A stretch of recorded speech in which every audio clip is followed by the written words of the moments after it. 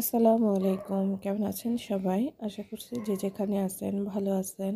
আলহামদুলিল্লাহ আমরাও ভালো আছি। তো আপনাদের সাথে আজকে শেয়ার করছি হলো গন্ধ পাতার বড়া। তো এখানে গন্ধ পাতাগুলো কুচি কুচি করে কেটে নিয়েছে, আর হচ্ছে পেঁয়াজ মরিচ একসাথে মিক্স করে নিল। তো গন্ধ পাতার বড়াটা বানাবো হলো মাছ দিয়ে। তো মাছগুলো সিদ্ধ করে নিছে আগেই। তো এখন এগুলো ভালো করে মথে নেব। তো এই পাতাটা যখন আস্ত ছিল তখন দেখাতে পারি নাই। তো পাতাটা পান পাতার মতো নেই কিছুটা। আর এই যে এখানে পাঙ্গাস মাছ, এগুলো কাটা বাছা হয়ে গেছে, সিদ্ধ করে নিচে। এখন এটার সাথে মিক্স করে নেব। বড়াটা গরম গরম খেতে খুবই ভালো লাগে, কেউ ভাত দিয়েও খেতে পারেন, এমনি খালি খেলেও খুব মজা লাগে। তো আজকে আপনাদের এটা বানানো দেখাচ্ছি। অনেকেই খায়, তো এটার সাথে একটু আটা মিক্স করলো। তো এরকম করে গন্ধ পাতার বড়া কে কে খেয়েছেন জানাবেন।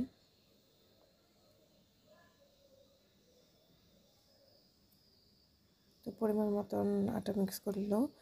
এটার মধ্যে চালের গুঁড়া দিলে অনেক ভালো হয়, মচমচে হয়। এটা মচমচে হবে, বেসনও দিতে পারেন। তো চালের গুঁড়িটা দিলে বেশি ভালো লাগে।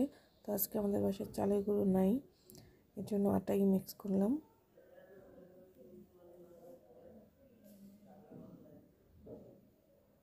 এখন ভালো করে মিক্স করে নেবে।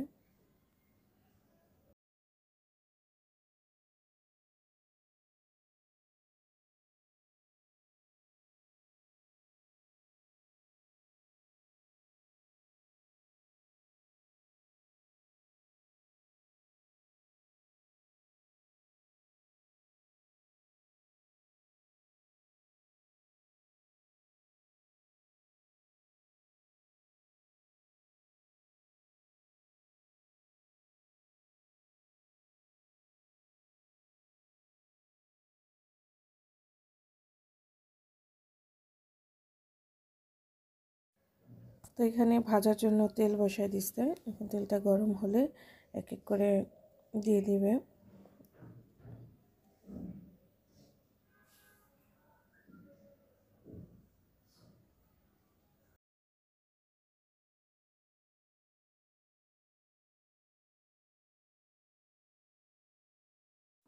তো এখানে ভাজা হয়ে গেছে, এই যে দেখেন একটু মচমচে হয়ে গেছে। আপনাদেরকে এখন একটু ভেঙে দেখাবো।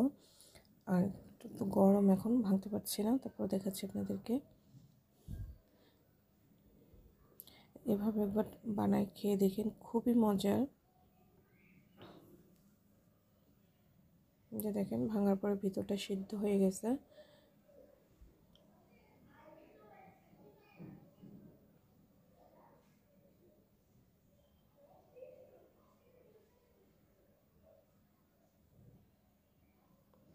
অনেক মজা হয়েছে।